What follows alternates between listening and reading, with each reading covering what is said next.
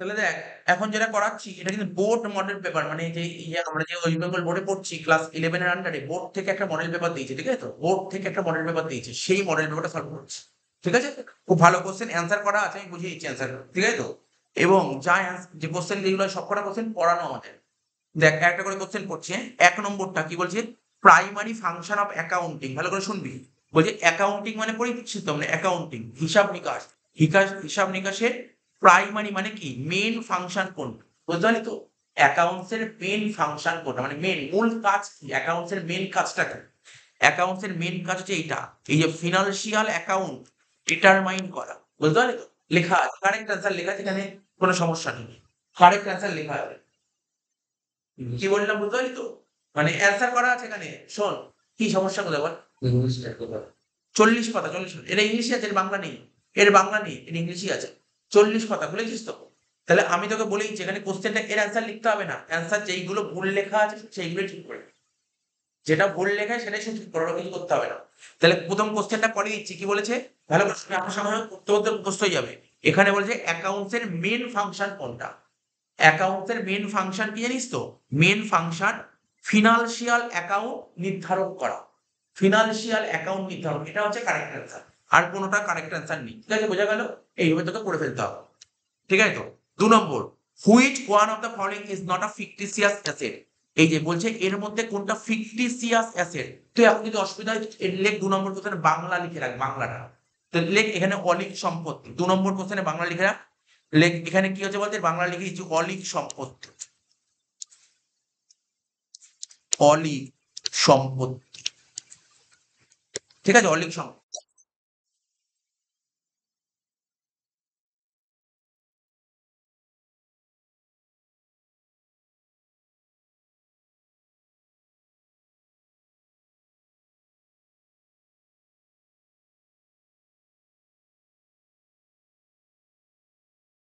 এখানে কি বলেছে বুঝিস তো? বলছে which one of the following is not a fictitious asset, বলছে এর মধ্যে কোনটা অলিক সম্পত্তি নয়। লেখ অলিক সম্পত্তি, ও লিখলেই হবে, 2 নম্বর লিখলেই বুঝে যাবি, আর তো ইংলিশ লিখতে হবে না, এখানে তো ইংলিশ লেখাই আছে। পাশে বাংলা লিখে রাখলে ফিকটিসিয়াস অ্যাসেটকে বাংলায় বলে অলিক সম্পত্তি, বলেছে এর মধ্যে কোনটা অলিক সম্পত্তি নয়। দেখ, এই দেখ, তাহলে তুই লিখে রাখ অলিক সম্পত্তির উদাহরণ করে লিখে রাখ খাতায়, এটা দেখে দেখে তো কোশ্চেনটা দেখ, কোশ্চেন আছে তো? এই যে এ নম্বর পয়েন্ট এটা অলিক সম্পত্তি, বি নম্বর পয়েন্টে অলিক সম্পত্তি, সি নম্বর, তিনটি অলিক সম্পত্তি, ঠিক আছে? তিনটি অলিক সম্পত্তি, ঠিক আছে তো? লিখে রাখ অলিক সম্পত্তি উদাহরণ করে লিখে রাখ দেখে দেখে, ইংলিশটা দেখে দেখে লেখ। প্রিলিমিনারি এক্সপেন্সেস, এইভাবে তোকে পড়ে ফেলতে হবে, বুঝছো? কেন এই কোশ্চেনটাও নাও দিতে পারে, তোকে বললো বলো কোনটা অলিক সম্পত্তি, বুঝতে পারলি তো? একটা অলিক সম্পত্তির নাম বলো, বুঝতে পারলি? এই নামগুলো দেখে দেখে লেখ, বানানটা দেখে দেখে লেখ। কোশ্চেন দিয়েছি দেখে দেখে বানানটা লেখ। প্রিলিমিনারি এক্সপেন্স, এটাকে বলে প্রিলিমিনারি এক্সপেন্সেস, দেখে দেখে লেখ বানানটা। প্রিলিমিনারি এক্সপেন্সেস, বানান দেখে দেখে লেখ, কমা কমা দিয়ে লেখ। তারপর কি লেখা আছে? Debit balance of profit and loss account, comma comma দিয়ে লেখ। Debit balance of profit and loss account লেখ, দেখে দেখে লেখ। Debit balance of profit and loss account, debit balance of profit and loss account,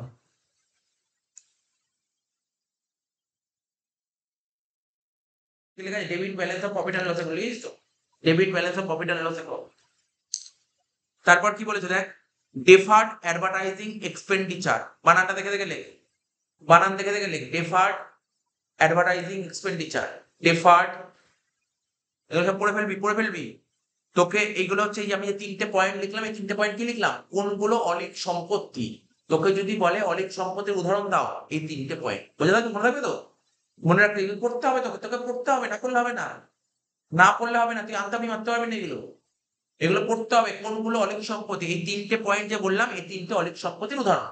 তার মানে তুই ভাব, বলেছে কোনটা অলিক সম্পত্তি নয়, তাহলে অ্যান্সার বুঝিস কোনটা অলিক সম্পত্তি নয়, গুডউইল, তাই তো? এবার নিচে লেখ, পাশে লেখ, 2 নম্বর কোশ্চেন নেই লেখ, 2 নম্বর কোশ্চেনের মধ্যেই চলছে, লেখ। তাহলে লেখ, পাশে লেখ, নিচে লেখ গুডউইল ইকুয়াল টু, লেখ বানানটা দেখে দেখে লেখ। Goodwill equal to, goodwill equal to, লেখ গুডউইল। গুডউইল কি? পাশে লেখ গুডউইল কি, দেখ বানানটা লিখে দিচ্ছি, এটাকে বলা হয় ইনট্যানজিবল, লেখ ইনট্যানজিবল, লেখ ইনট্যানজিবল ফিক্সড অ্যাসেটস, মনে রাখতে পারবি তো? Intangible fixed assets. তাহলে একসাথে দেখ, আমি জানিস 2-3টে এমসিকিউ বলে দেবে এই কোশ্চেনটা, 2-3টে এমসিকিউ আসতে পারে। কি বললাম? গুডউইল হচ্ছে ইনট্যানজিবল ফিক্সড অ্যাসেটস, মনে থাকবে তো? তাহলে কি বললি? নম্বর কোশ্চেনটা এখানে তোকে বলছে বলো এর মধ্যে কোনটা অলিক সম্পত্তি নয়। তো তুই কোনটা অলিক সম্পত্তি নয়? গুডউইল অলিক সম্পত্তি নয়। গুডউইল কি? Goodwill intangible fixed asset. যদি বলে এখন বলে তুমি একটা ফিকটিসিয়াস অ্যাসেটের উদাহরণ দাও, তিনটে উদাহরণ পরেই দিলাম। Preliminary expenses, debit balance of profit and loss account, deferred advertising expense. এইভাবে তোকে লিখে লিখে পড়তে হবে। তাহলে কি একটা কোশ্চেন নেক্সট কেন 3-4টা এমসিকিউ হয়ে গেল, বুঝতে পারলি? এইভাবে করতে হবে।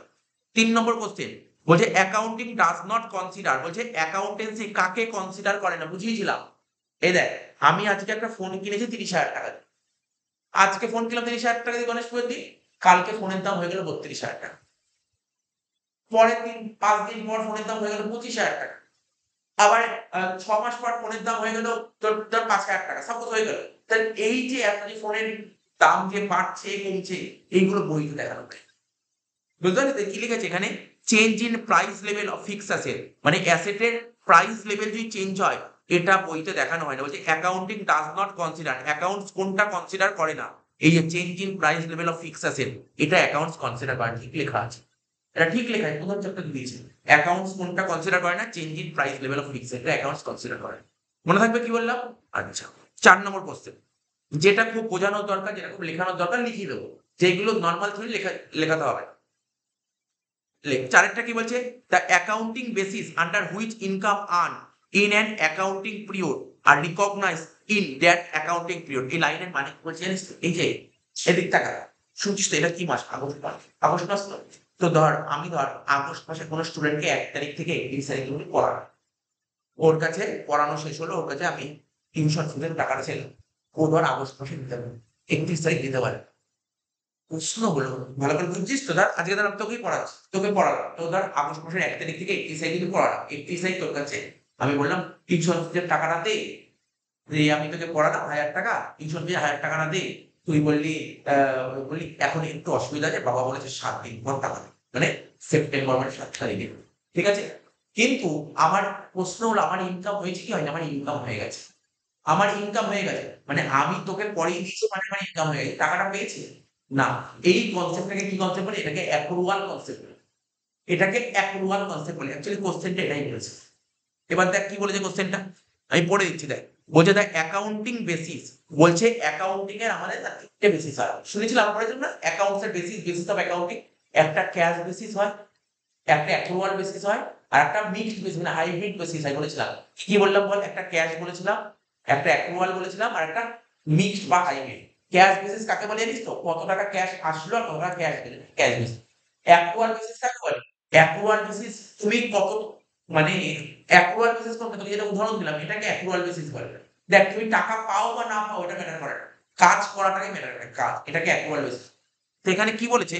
বলছে ওই বেসিসটার নাম কি? Under which income earn in an accounting period, in an accounting period মানে ধর এই বছর তা সাপোজ ধর 2025 সালে, সাপোজ ধর 2025 সালে, ঠিক আছে? এটাকে বলে অ্যাকাউন্টিং পিরিয়ড, মানে 2025 সাল পুরো জানুয়ারি থেকে ডিসেম্বর মাস, ঠিক আছে? আমার ধর ইনকাম আর্ন হয়েছে, ইনকাম আর্ন মানে ধর আমি তোকে পড়িয়ে দিয়েছি 2025 সালে, আমি তোকে পড়িয়ে দিয়েছি, তাহলে ইনকাম কোন বছর হবে? এই বছর হবে। আমি তোকে 2025 সালে পড়িয়ে দিয়েছি, ঠিক আছে তো? কিন্তু টাকাটা পেয়েছি 26, তাহলে আমার ইনকাম 25 সালে ইনকাম জেনারেট হয়েছে কি হয়? হয়েছে। এটাই বলতে চেয়েছে। বলছে income earn in an accounting period are recognized in that accounting period, ওই বছরেই ইনকাম হয়েছে, এটাকেই বলা হয় অ্যাক্রুয়াল বেসিস। বুঝতে পারলি? এসব পড়িয়ে দিলাম তো। পড়বি কিন্তু ভালো করে পড়িস কিন্তু, ঠিক আছে? ভালো করে পড়িস। যদি কখনো যদি বুঝতে অসুবিধা হয়, তাহলে এই ইংলিশের মানে বুঝতে পারলি না, তুই তোর বই আছে বলবি, বইতে তোর বইতে এই কোশ্চেনটা বাংলায় লেখা আছে, বাট ইংলিশটা সোজা। আমি বারবার বলছি ইংলিশটা সোজা লেখা, বাংলাটা খুব টাফ, বাংলাটা খুব টাফ, ইংলিশটা বেশি সোজা।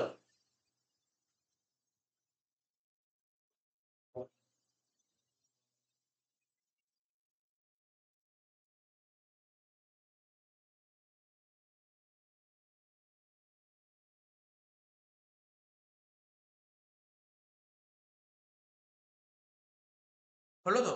5 নম্বর কোশ্চেনটা পড়ি, ভালো করে পড়ি, 5 নম্বর কোশ্চেনটা পড়বি। যদি মনে হয় লেখার দরকার তাহলে লিখবো।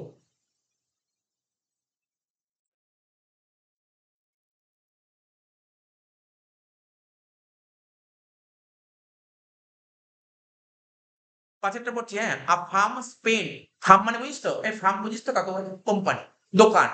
ও স্পেন্ড মানে খরচ করেছে, কত টাকা খরচা করেছে? 20,000 টাকা অন অ্যাকাউন্ট অফ অ্যাডভার্টাইজমেন্ট। বলেছিল মনে পড়ে? বুঝিয়েছি বিরাট কোহলি একটা উদাহরণ দিয়েছিলাম না? অ্যাড দিচ্ছে, মনে পড়ে? 5 কোটি টাকা নিচ্ছে অ্যাড দেওয়ার জন্য, বলেছিলাম না? ইন্স্যুরেন্স কোম্পানি অ্যাড দিয়েছিল। তাহলে ধর একটা কোম্পানি ওকে দিয়ে অ্যাড দেওয়ার 5 কোটি টাকা, ওটা কি 1 বছরই চলবে অ্যাডটা? নাকি অনেক বছর ধরে চলবে? তো ধর সাপোজ ধর 10 বছরের জন্য নিয়েছে অ্যাডটা। তাই এই বছর 1 বছর ইউজ হলো, তাহলে আরো ক বছর ছিল? 9 বছর। এটাকেই বলা হয় ডেফার্ড অ্যাডভার্টাইজিং এক্সপেন্ডিচার। ঠিক আছে? তো বলছে আ ফার্ম স্পেন্ড, কি বলে দেখ, আ ফার্ম স্পেন্ড মানে ফার্ম খরচা করে 20,000 টাকা on accounting of advertisement for introducing of new product. মার্কেটে তুই নতুন একটা প্রোডাক্ট লঞ্চ করবি। আজকে আজকে ধর সাপোজ ধর 4th সেমিস্টারের পড়া, আজকে কালকে পরীক্ষা শেষ। আমি আমি 5th সেমিস্টার পড়ানো স্টার্ট করব। আমি নতুন একটা কোর্স লঞ্চ করতে ইচ্ছে। তো লোককে জানাতে হবে। লোককে জানাতে হবে নতুন কোর্স লঞ্চ করছি। তো লোককে জানাতে গেলে যে কি করতে হবে? এর জন্য অ্যাডভার্টাইজমেন্ট দিতে হবে, ঠিক আছে? তো এখানে তাই বলেছে। In the market and it is expected that benefit of this advertisement will be available for 5 years। বলছে এই 20,000 টাকার বেনিফিট তুই আগামী 5 বছর ধরে পাবি। ঠিক আছে? This type of expenditure, এই ধরনের খরচকে কি বলা হয়? Deferred advertising expenditure। কি বললাম? Deferred advertising expenditure। দেখিস তো? মানে এই দেখ, deferred revenue লিখেছেন। আরে deferred revenue expenditure উদাহরণটাই হচ্ছে deferred advertising। বুঝতে পারলি তো? তাহলে বোঝা গেল? মনে থাকবে তো?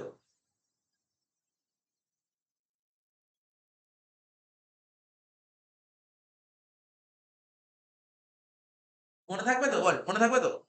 মনে থাকবে তো? তাহলে ধর আজকে আমি মার্কেটে কোনো এক নতুন একটা প্রোডাক্ট লঞ্চ করব, তার জন্য আমি অ্যাড দিয়েছি। বলছে এই অ্যাডটার সুবিধা আমি 5 বছর ধরে পাবো। এই ধরনের, এই ধরনের খরচাটাকে কি খরচা বলা হয়? এই ধরনের খরচাকে বলা হয় deferred revenue expenditure. Very very important question পরীক্ষার জন্য। আমি তোকে বলে দিলাম এই কোশ্চেনটা কোনো না কোনো স্কুলে দেবেই।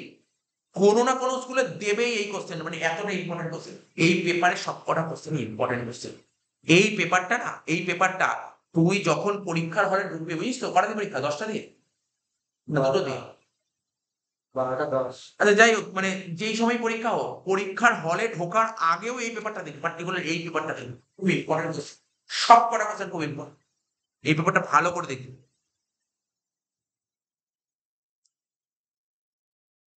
আসছে। মানে খুব ইম্পর্টেন্ট পেপার। আমি আমি তো কোশ্চেন করিনি, আমি জানি না আসবে কিনা, কিন্তু পেপারটা খুব ইম্পর্টেন্ট পেপার।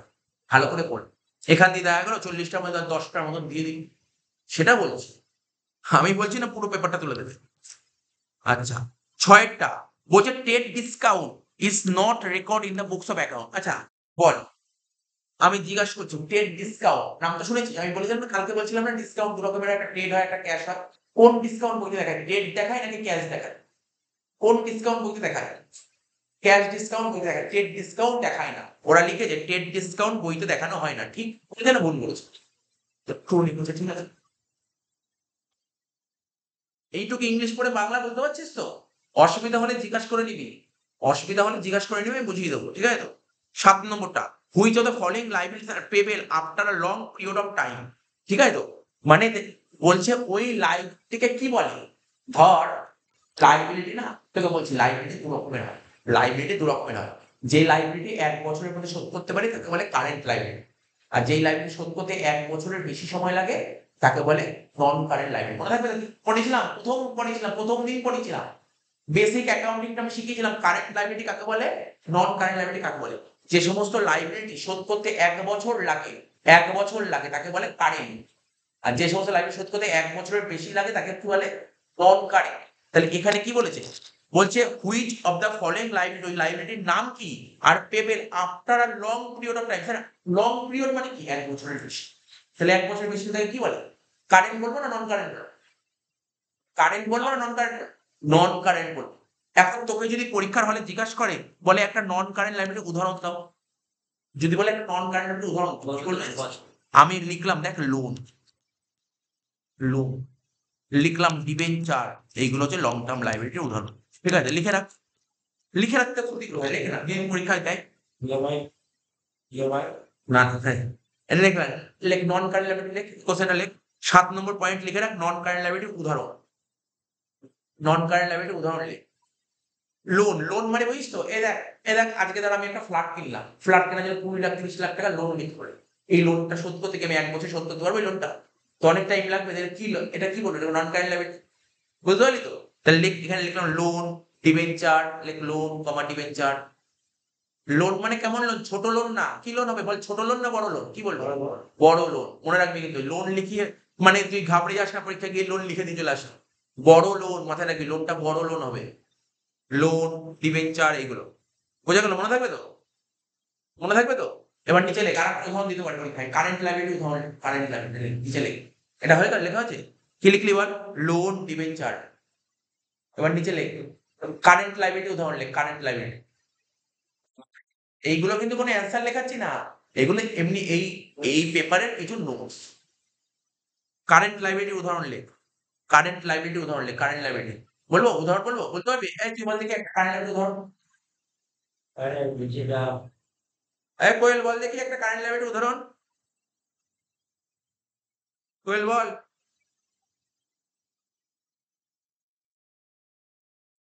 বল। হ্যাঁ, হ্যাঁ।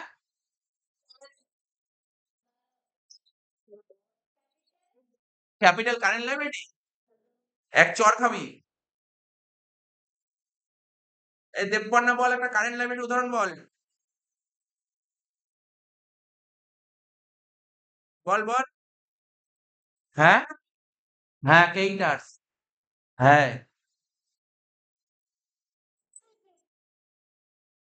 হ্যাঁ, বল। কারেন্ট লাইবিলিটির এক্সাম্পল কেইটার্স কেন হবে? আমি এইমাত্র কি বললাম শুনলি তো? আমি কি বললাম? যে সমস্ত লাইবিলিটি আমরা ১ বছরের মধ্যে শোধ করতে পারি তাকে বলে কারেন্ট লাইবিলিটি। ১ বছরে শোধ করতে পারি। ক্রেডিটার্স মানে কি? যার থেকে আমরা ধারে গুডস কিনি, যাদের থেকে আমরা ধারে গুডস কিনি তাদের টাকা আমি ১ বছরে শোধ করতে পারবো কি পারবো না? আমি কারো থেকে ধারে গুডস কিনে আনলাম, তাকে আমাকে ১ বছরে টাকা শোধ করতে হবে কি হবে না? ১ বছর কি? আমি যদি আজকে কারো থেকে ধারে গুডস কিনে আনি আমাকে ১ মাসের মধ্যে টাকা দিতেই হবে। নাহলে আমাকে আর মাল দেবে না। বুঝতে পারছিস তো? তাহলে কারেন্ট লায়াবিলিটি এগুলো এই সমস্ত কোয়েশ্চেন জিজ্ঞাসা করছিস কেন হবে? সব করানো জিনিস।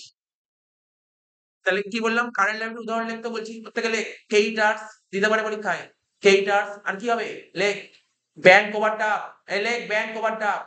খাতা খুলবি, মনে করার চেষ্টা কর। যে ফার্স্ট মান্থে আমাকে করতে আসবি, ১ম দিন খাতায় লেখানো ছিল, ১ম দিন। ১ম দিন খাতায় লিখিয়েছিলাম। কারেন্ট লায়াবিলিটি উদাহরণ কি, কি বললাম? ক্রেডিটার্স বললাম। ১ম উদাহরণ বললাম ক্রেডিটার্স। তারপর কি লিখলাম? Bank overdraft. লেখ ব্যাংক ওভারড্রাফট। লিখেছিস? Bank overdraft. প্রত্যেকে লেখ ব্যাংক ওভারড্রাফট। তারপর লেখ বিলস পেবেল। লেখ বিলস পেবেল। লেখ বিলস পেবেল। লেখ বিলস পেবেল। লিখিস তো বিলস পেবেল, কমা দিয়ে লেখ। কমা দিয়ে লেখ outstanding expenses. Outstanding. Outstanding expenses. লেখ আউটস্ট্যান্ডিং এক্সপেন্সেস। Outstanding expenses. লিখেছিস? Outstanding expense. আরেকটা লেখ advance income. Advance income. Advance income. Advance income.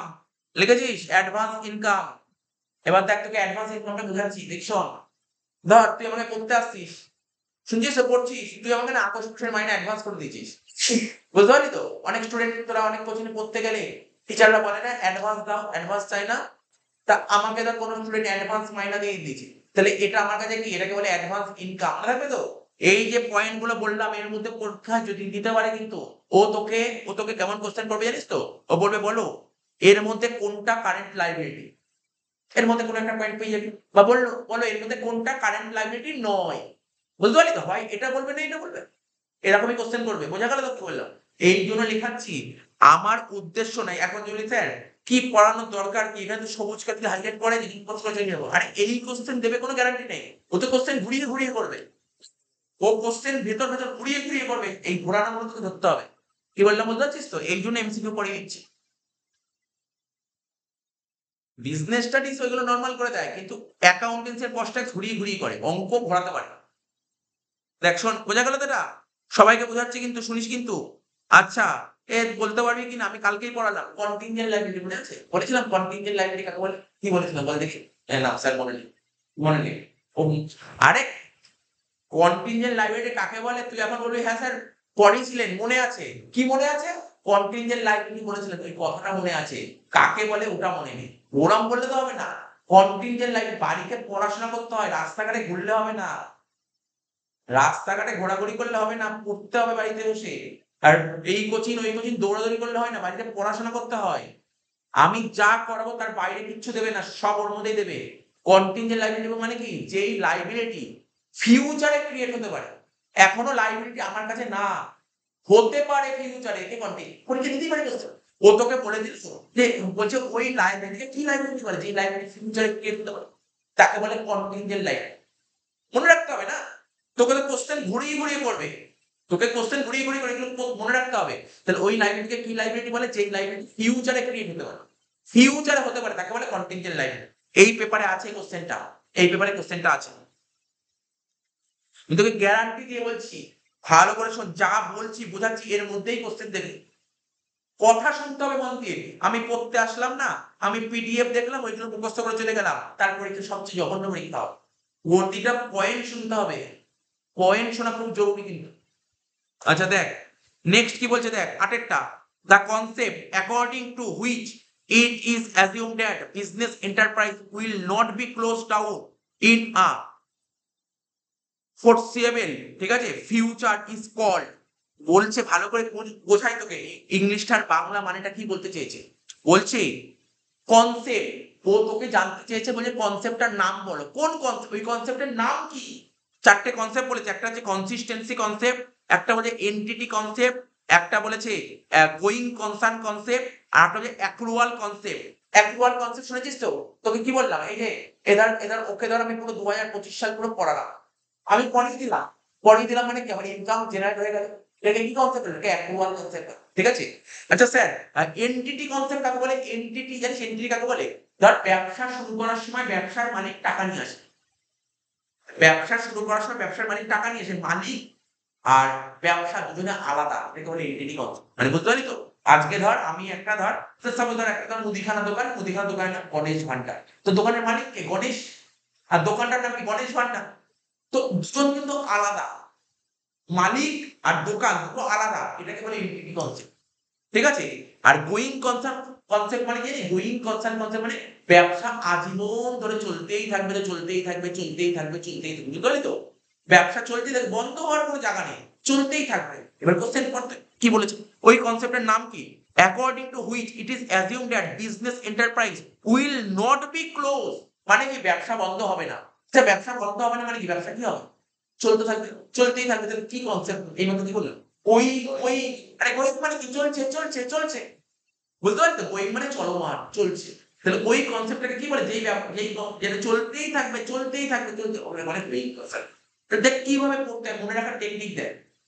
দেখেছি এখানে কি লিখেছে, business enterprise will not B closed down, close হবে না, যেই ব্যবসা বন্ধ হবে না মানে চলতে থাকবে, তাকে বলে গোয়িং কনসার্ন কনসেপ্ট। তা কিভাবে পড়তে হয়, এই যে আমি তোকে আজকে পড়াচ্ছি, এই জিনিসগুলোই তোকে বাড়িতে পড়তে হবে, এই পেপার খুলে খুলে পড়তে হবে, ঠিক আছে, পড়তে হবে। শুধু মুখস্থ না, আমি বলি মুখস্থ তোকে বুঝতে হবে, পড়তে হবে, মাথায় রাখতে হবে কিন্তু, ওই প্রত্যেককে বলছি।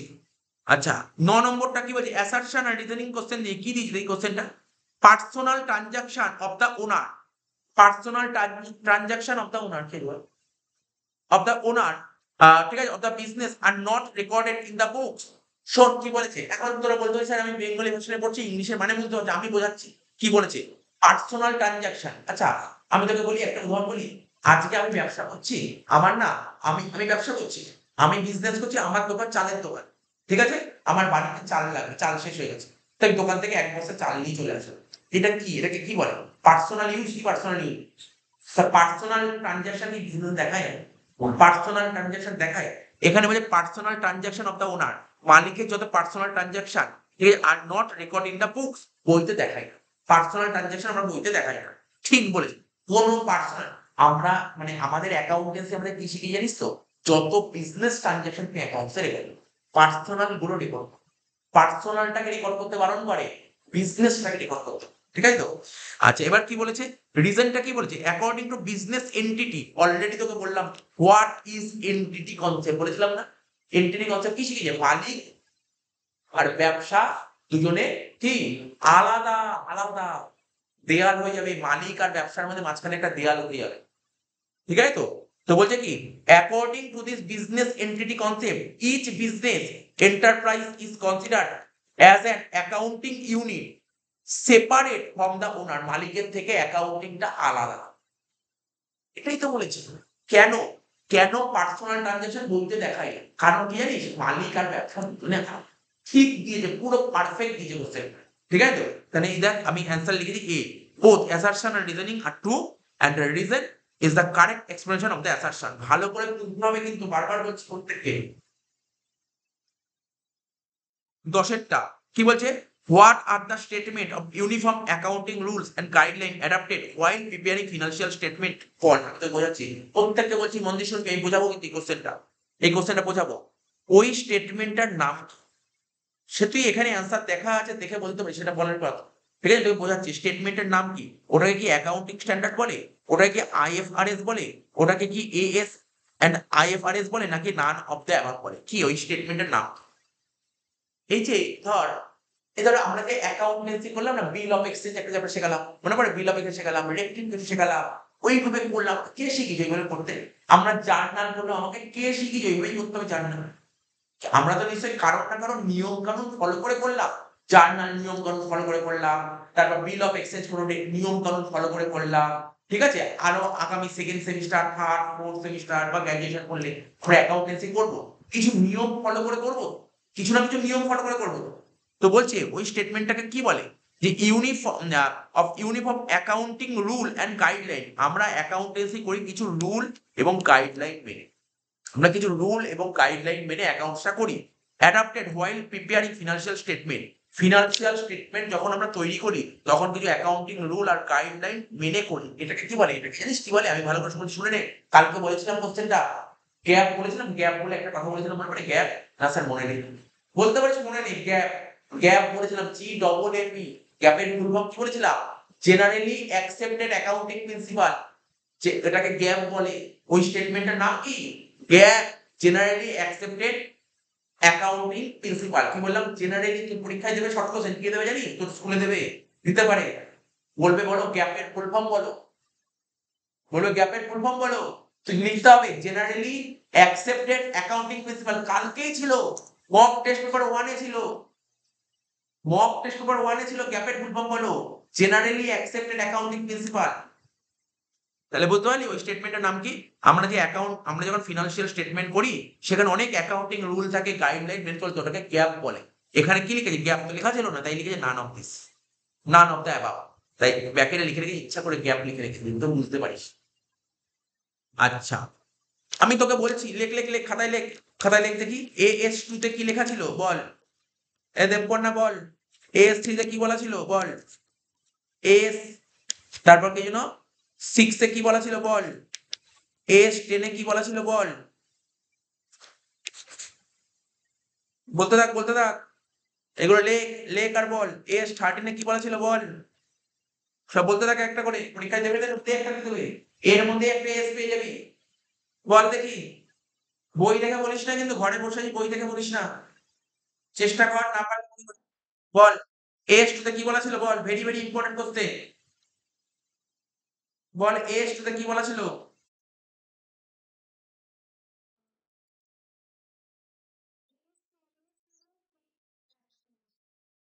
তো ফিক্স এর থেকে লেখাই আছে, AS10 বাদে বল, AS10 বাদে বল, AS10 সবাই পারবো আমরা, AS10 বাদে বল। কততে? টেম্পারেচার কততে ছিল? AS6, তাহলে লেখ, খাতা খোল, খাতা খুলে লেখ। AS6 এ লেখা ছিল ডেপ্রিসিয়েশন, এখানে লিখলাম ডেপ্রিসিয়েশন, লেখ লেখ লেখ। দেবে পরীক্ষায় MCQ এইগুলো। তার মানে আমি কি করছি দেখেছিস? আমি কি শুধু AS10 এ ফোকাস করলাম? আমি জানি এ কটার মধ্যে একটা দেবে, এ কটার মধ্যেই দেবে। AS6 এ লেখ ডেপ্রিসিয়েশন লেখ, AS10 এ লেখ ফিক্স অ্যাসেটস, AS10 এ লেখ ফিক্স অ্যাসেটস।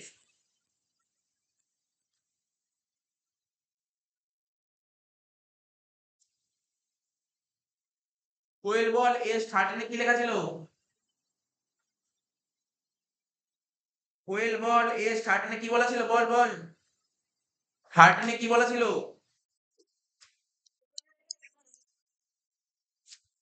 ভুলে যাবি না, পড়তে আসবি না, ঘরে বসে থাকবি। ইনভেস্টমেন্ট AS13 এ বলা ছিল ইনভেস্টমেন্ট, AS13 এ বলা ছিল ইনভেস্টমেন্ট। AS3 তে কি বলা ছিল? Cash flow statement, cash flow statement,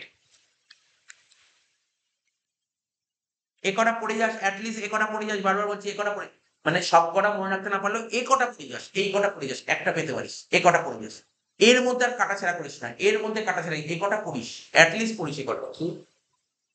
S3 cash flow statement, আর AS2 তে কি ছিল বলতো, ইনভেন্টরি মানে স্টক।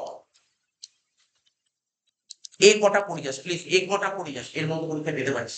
2 3 6 10 13, 2 3 6 10 13, আছে আরো অনেক, আমি বললাম অ্যাটলিস্ট এইটুক পড়ে যাস।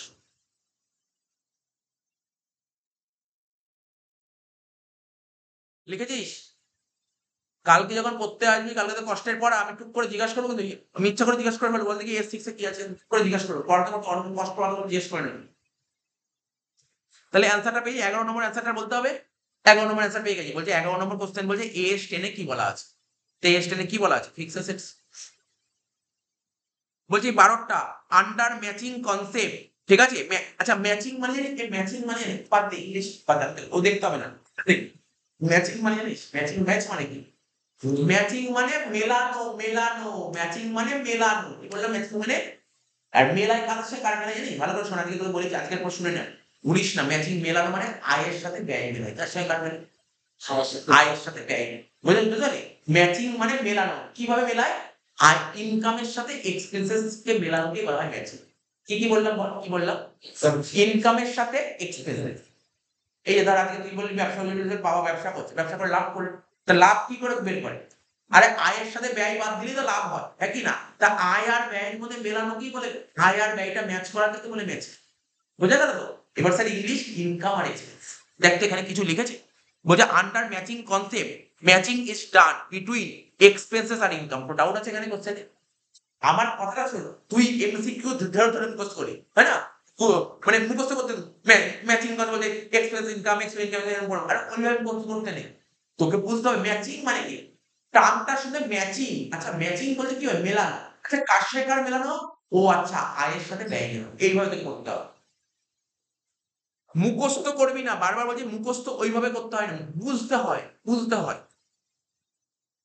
13টা excess of assets over liabilities, আচ্ছা জানিস কি বলেছে, এটা জানিস না, এটা জানিস না, এটা জানিস না, এটা বল, excess of assets over liability, accounting ইকুয়েশনের ফর্মুলা বল, বল বল প্রত্যেকে বল, এই বল অ্যাকাউন্টিং ইকুয়েশনের ফর্মুলা বল, asset equal to capital plus liability, ঠিক, asset equal to capital plus liability. এবার ওরা কি বলেছে, excess of assets over liability, বলছে লাইবিলিটির চেয়ে যদি অ্যাসেট বেশি হয় তাকে কি বলে, কি মনে হচ্ছে, লাইবিলিটির চেয়ে যদি অ্যাসেট বেশি হয় মানে অ্যাসেট মাইনাস লাইবিলিটি হলে কি বলে, তাকে ক্যাপিটাল বলে না, হ্যাঁ কি না, ক্যাপিটাল বলে তো, তো তাই বলেছে, আলাদা কি কোশ্চেন দিয়েছে, এই কোশ্চেনটাকে ঘুরিয়ে করেছে, বলছে excess of assets over liability, অনেক কোশ্চেন পড়তে হয় না, কয়েকটা কোশ্চেন পড়লেই হয়, খুঁজতে হয়, excess of assets over liability, লাইবিলিটির চেয়ে অ্যাসেট বেশি হলে তাকে কি বলে, ক্যাপিটাল বলে, তাই তো।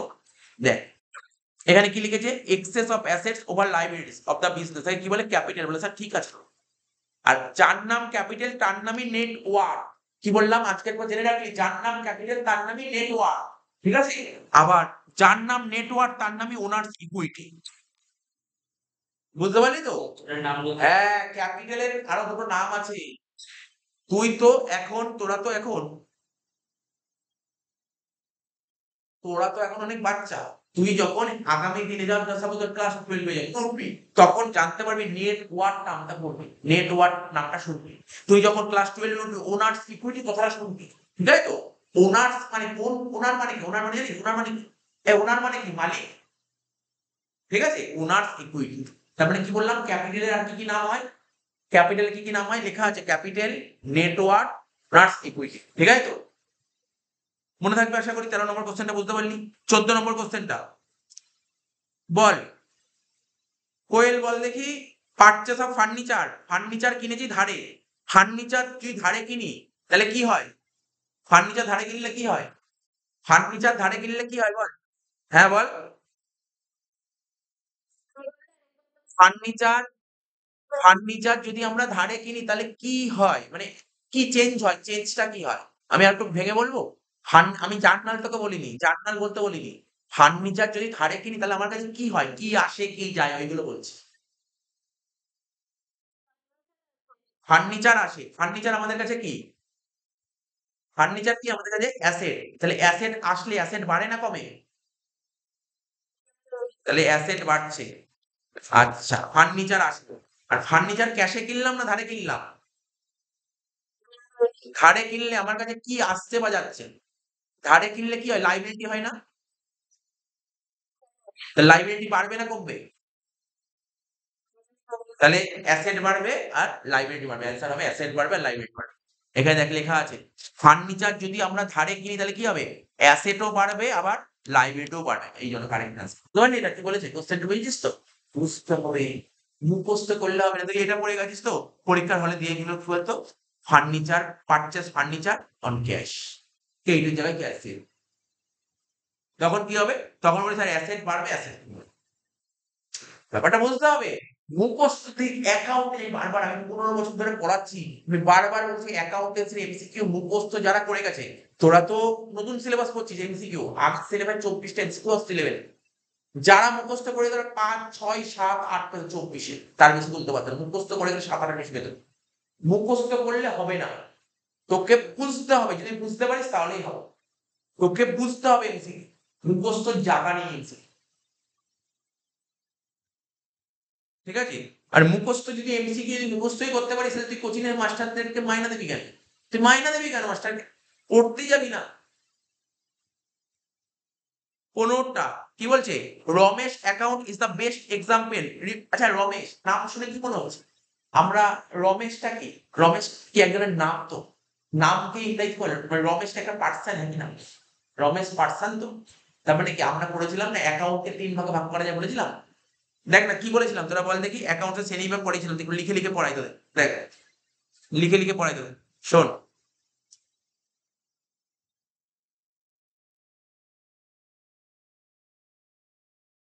পড়েছিলাম না অ্যাকাউন্টকে ২ ভাগে ভাগ করা যায়। কি বলেছিলাম? একটা পার্সোনাল, একটা কি বলেছিলাম বল? ইমপার্সোনাল। ইমপার্সোনালকে আবার ২ ভাগে ভাগ করা যায় বলেছিলাম না? একটা রিয়াল আর একটা নমিনাল।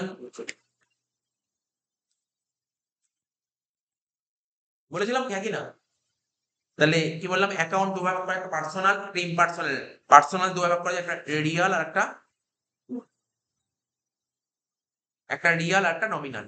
এবার পার্সন অনেক রকমের হয়। পার্সন বলেছিলাম? অ্যাকচুয়ালি বলেছিলাম একটা ন্যাচারাল পার্সন হয়, একটা আর্টিফিশিয়াল হয়, আর একটা রিপ্রেজেন্টেটিভ হয়। এখানে লিখি একেকটা করে।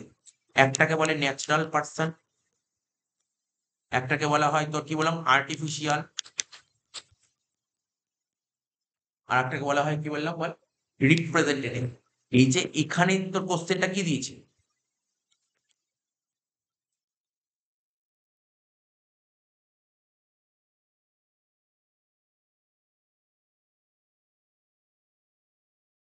ঠিক আছে? আচ্ছা এই তো ছিল কোশ্চেনটা, বোঝা গেল তো? এখানে বলেছে রমেশ, রমেশ বলেছে তো? তা রমেশ কি? রমেশ হচ্ছে ন্যাচারাল, ন্যাচারাল। তুই কি তোর নাম কি? শুভঙ্কর। বুঝিস তো? তো না তোরা কি ন্যাচারাল পার্সন? আমি কি? আমি ন্যাচারাল পার্সন। আজকে পরীক্ষায় তোর পরীক্ষায় রমেশই দেবে কথা আছে। তো রমেশ ছাড়া অন্য কেউ কোশ্চেন দিয়ে দিতে পারে? বলল টাটা কোম্পানি। তখন তুই কি বলবি? বলবি আর্টিফিশিয়াল পার্সন। বুঝতে পারলি তো? এগুলো মনে রাখতে হবে। এগুলো বুঝতে হবে। যদি বলে ক্যাপিটাল, ক্যাপিটাল কি পার্সন? রিপ্রেজেন্টেটিভ। এগুলো সব পড়িয়েছিলাম ক্লাসে। তাহলে তুই তুই যদি মুখস্থ করে যাস স্যার আমার পরীক্ষায় রমেশ দেবে, ভুলে যাও সব দেবে না। অন্য কোশ্চেন ঘুরিয়ে ঘুরিয়ে করবে কোশ্চেন। এগুলো মনে রাখতে হবে। এগুলো বুঝতে হবে। তোকে বোঝাচ্ছি ব্যাপারটা ভালো করে বুঝবি। আমার কথা শুনলি তো? প্রত্যেককে বলছি বোঝ ব্যাপারগুলো। তাহলে Ramesh account is the best example of representing dash account natural personal, natural person account. ঠিক আছে? বোঝা গেল? বুঝতে পারলি কি বুঝতে পারলি না? মনে রাখতে হবে কাকে ন্যাচারাল বলে। এই যে তুই, এই যে আমি, আমরা যে জন্মগ্রহণ করেছি আমাদের তো একদিন মৃত্যু হবে, তাই না? এটা ন্যাচারাল, ন্যাচারাল ব্যাপার। কিন্তু একটা টাটা কোম্পানির মৃত্যু হবে। টাটা কোম্পানি রতন টাটা মরে গেছে, টাটা কোম্পানি বন্ধ হয়ে গেছে? না, ওটা হচ্ছে আর্টিফিশিয়াল। এবার ব্যবসা শুরু করার সময় ব্যবসার মালিক টাকা দিল, ক্যাপিটাল দিল। ওটাকে কি বলে? ওটাকে রিপ্রেজেন্ট। এইগুলো বুঝতে হবে। কেন বোঝাচ্ছি? এখন তুই বলবি, "স্যার কোয়েশ্চেন তো এগুলো বলেন, এগুলো বলার দরকার কি?" কারণ আমি কতগুলো পেপার এমসিকিউ করাবো? ওরকম তো না। তোকে অনেকগুলো পেপার অ্যান্সার তোর কাছে বেরিয়ে যাবে। এইভাবে এমসিকিউ করতে হয়। এইভাবে এমসিকিউ করতে হয়। ভালো করে শুনবি। তুই ২ টো ৩ টে পেপার করলে আরো অনেকগুলো পেপার করতে পারবি। এইভাবে তোকে এমসিকিউ করতে হবে। কথাটা বুঝতে পারছিস? এমসিকিউ কিভাবে করছি? ১৬ টা payment of 2500 as wages to a workman. এটা আমি কাকে জিজ্ঞাসা করবো জানিস তো? এখানে অ্যান্সার লেখা আছে। ঠিক আছে? অ্যান্সার লেখা আছে। লেখা কেউ যদি দেখে, দেখে বলতেই পারে অ্যান্সার। অ্যান্সার লেখা দেখে বলতেই। কিন্তু আমি তবুও বলছি, জিজ্ঞাসা করছি, দেখ বল। দেবকন্যাকে দিলাম, বল। দেবকন্যা বল। পেমেন্ট অফ রুপিস 2500, ঠিক আছে তো? As wages to a workman for installation of machine should be debited to, বল। জার্নাল বল, জার্নাল। ভুলে যা, জার্নাল জিজ্ঞাসা করলাম, যা দেখে নে তুই। জার্নাল অ্যান্সার লেখা আছে, তুই জার্নাল বল। আজকে ধর আমার একটা ঘর আছে, ঘরে ধর একটা এসি লাগিয়েছি, ঘরে একটা এসি লাগিয়েছি, এসি কিনে এনেছি। একটা 50,000 দিয়ে আমি একটা এসি কিনেছি। 50,000 টাকা দিয়ে একটা 4 স্টারের এসি কিনেছি। তো এসি কিনলে এসিটা ইনস্টল করতে হবে তো। ঠিক আছে? এবার এসিটা ইনস্টল করার জন্য কোনো একজন এসছে, যে ইনস্টল করছে ও ৫,০০০ টাকা নিচ্ছে। তো এসি ইনস্টল করতে আমার ৫,০০০ টাকা লেগেছে। জার্নাল কি হয় বল? বল দেখি দেবকন্যা, জার্নাল বল। বহুবার করিয়েছি। বুক ব্যথা হয়ে গেছে বলতে, বলতে এটা। বল।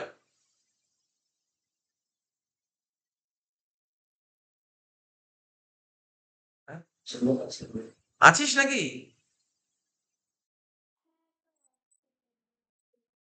আমার ১ সেকেন্ড লাগবে কেন? ১ সেকেন্ড হয়ে গেছে। এ বাবা! ১ সেকেন্ড থেকে ১ মিনিট দেখতে হবে নাকি? খাতা খুলতে হবে?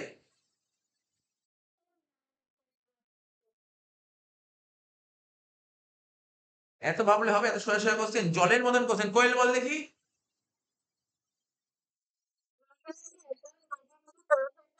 একদম ঠিক। Machinery account debit to cash account, একদম ঠিক। ঠিক আছে তো? তার মানে কি বললাম?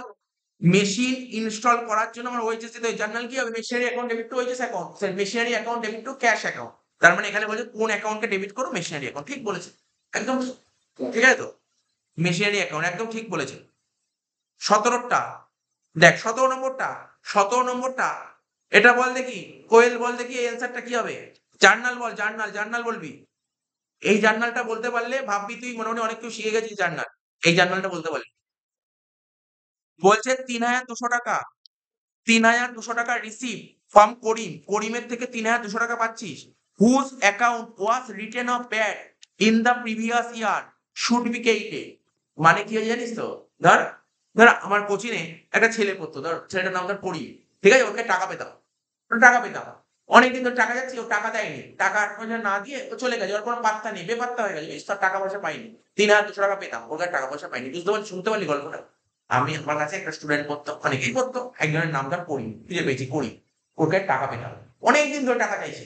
টাকা দিচ্ছে না, টাকা দিচ্ছে না। তারপর এমন হলো ওর সন্ধানই নেই। ফোন-টোন সুইচ অফ, মানে কোনো কনট্যাক্ট নেই। আমি ভেবেছি আর টাকা পয়সা পাবো না। বুঝতে পারলি তো? আমি ওকে কি ঘোষণা করে দিয়েছি? আমি ওর থেকে আর টাকা পাবো না। ব্যাড ডেট বলে দিস। ব্যাড ডেট হয়ে গেছে। ও ৩-৪ বছর পর এসছে। ৩-৪ বছর আমার পর আমার বাড়িতে এসছে।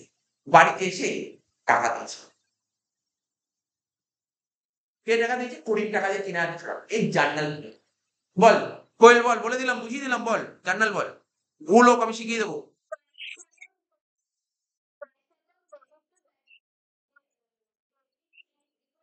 হ্যাঁ। তুই কোথা দিয়ে পাচ্ছিস? এত সুন্দর, সুন্দর ভাবে বলছিস কি করে? হ্যাঁ? Cash account debit two bad date recovery. হ্যাঁ, হ্যাঁ। Cash account debit two bad date recovery, এটা হচ্ছে কারেক্ট জার্নাল হবে। Correct journal. Cash account debit two bad date recovery. বলছে বলো কোন অ্যাকাউন্টকে ক্রেডিট করব? Bad date recovery. বুঝতে পারলি? এটা হচ্ছে cash account debit two bad date recovery. সুন্দর কথা। ভালো পয়েন্ট, ভালো পয়েন্ট। দেখ সত্যি কথা বলতে জার্নাল যদি ভালো করে জানে তো এগুলো তো আটকাতে পারবে না। বেসিক ক্লিয়ার রাখতে হবে। আমি তোদের একটা কথা বলছি, আমি যা পড়েছি পড়ানোর বাইরে একটা কোশ্চেন দিতে পারবে দিতে পারবে না। যত হার্ড স্কুল হোক, ও স্কুল হেভি কোডিং কোশ্চেন করে তাও করতে পারবে না আমি যা করেছি। ওর বাইরে চলতে পারবে না। আমি যা পড়েছি পড়ার বাইরে কেউ থাকবে না। কিন্তু করতে হবে, মনে রাখতে হবে এগুলো। ১৮ টা।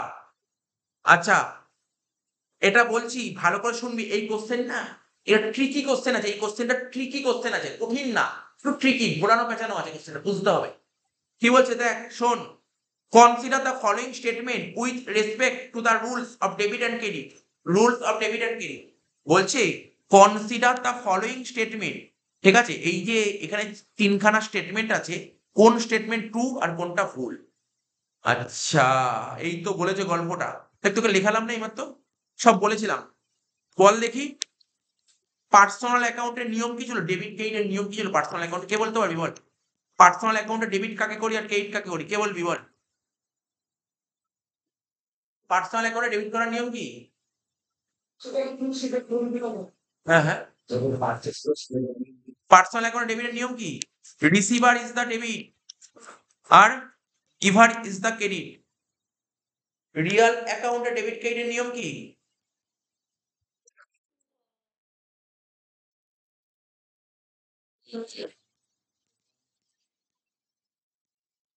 হোয়াট কামস ইন ডেবিট আর ক্রেডিট হচ্ছে হোয়াট গোজ আউট।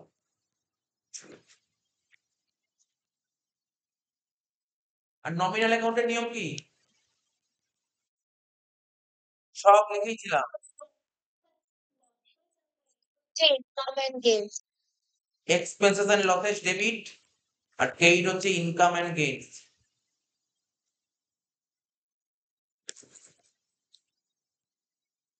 এই তো ছিল। এবার দেখো সেটা পর বুঝিয়ে কি বলতে চাইছি। এখানে বলেছে দেখ, বলছে debit what comes in credit goes out, ঠিক আছে? লেখা ঠিক আছে না ভুল আছে? হ্যাঁ স্যার ঠিকই তো আছে। Comes in debit goes out credit, এটা তো রিয়েল অ্যাকাউন্টে ছিল। তারপর receiver is the debit giver is the credit, ওটা তো তাহলে এক আর দুই পুরো ঠিক। দেখেও 3 নম্বর ঠিক দিয়েছে। অল ইনকাম, ইনকাম ডেবিট হয় নাকি? ইনকাম তো ক্রেডিট হয়, এটা ভুল দিয়েছে, তিনেরটা ভুল দিয়েছে, তিনেরটা ভুল। তার মানে 1 আর 2 ঠিক আছে। তাহলে এই অ্যান্সার হয়ে গেল এটা, 1 আর 2 বুঝা গেল তো বললাম? এই হয়ে গেল 19 আমরা পড়েছিলাম, জানিস তোদের মনে আছে কি জানি না, আমি তো পড়েছিলাম, আমার মনে আছে।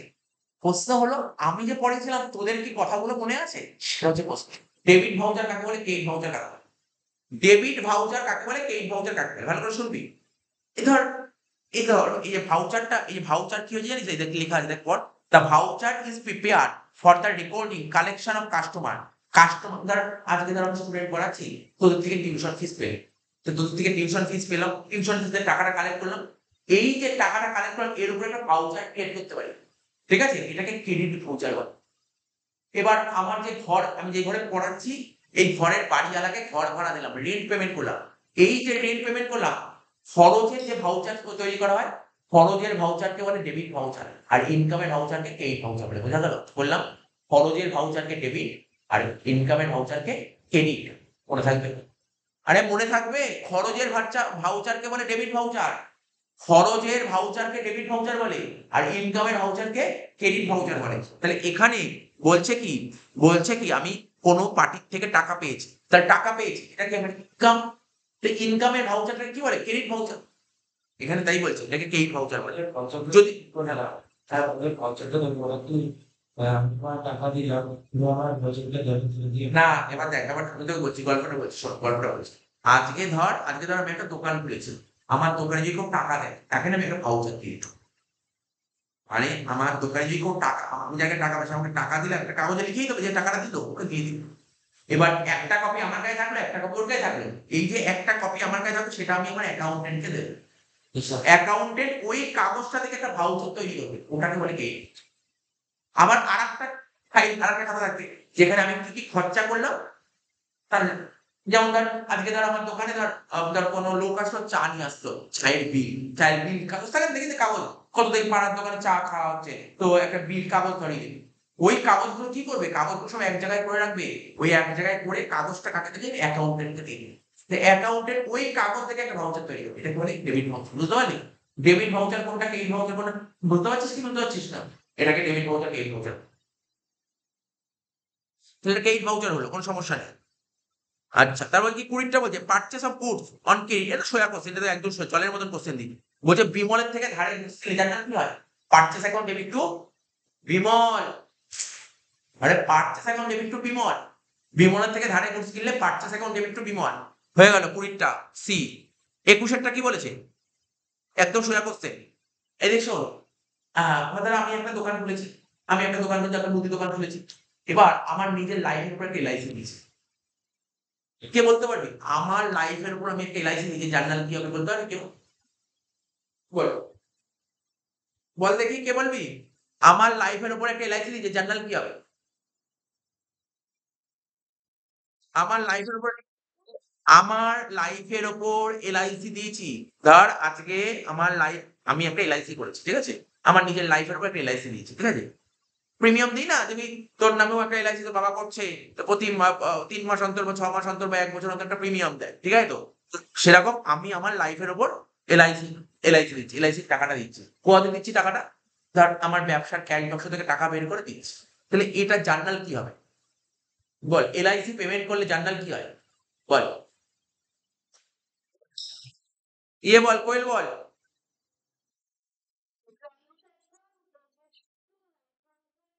ওই drawings account debit to cash account, drawings account debit to cash account, drawings account debit to cash account, drawings account debit to cash account, বারবার বলছি drawings account debit to cash account. দেখ, নিজের প্রয়োজনে কোনো খরচা করলে তাকে ড্রয়িংস বলে। এলআইসি তো নিজের প্রয়োজনে খরচা, পার্সোনাল খরচা তো এলআইসি। হ্যাঁ, তাহলে drawings account debit to cash account হবে, দেখ আছে, এই দেখ ড্রয়িংস হবে debit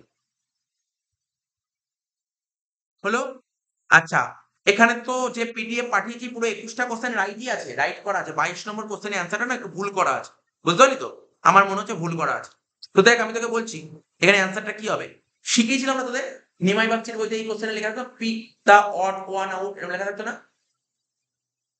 pick the odd one out. দেখ এখানে কি লেখা আছে, full disclosure, accrual basis, materiality আর পুটেন্স, ঠিক আছে তো? তো এখানে বলছে কোনটা অড ওয়ান, এটা ১ মিনিট আমি তোকে একটু বলে দিচ্ছি অ্যান্সারটা কি হবে। এটা অ্যান্সারটা কি হবে জানিস তো? অ্যাক্রুয়াল বেসিস হবে অ্যান্সার, কারেক্ট অ্যান্সার হবে অ্যাক্রুয়াল বেসিস। কারণ ফুল ডিসক্লোজার, ম্যাটেরিয়ালিটি আর পুটেন্স তিনটে একই কনসেপ্টের মধ্যে পড়ে, তিনটে একই কনসেপ্ট। কিন্তু অ্যাক্রুয়াল বেসিসটা একটু ডিফারেন্ট কনসেপ্ট। হ্যাঁ, এটা অ্যান্সার লিখে রাখ, ২২ এর অ্যান্সার হবে বি, অ্যাক্রুয়াল বেসিস। ২২ এর অ্যান্সারটা হবে বি, অ্যাক্রুয়াল বেসিস।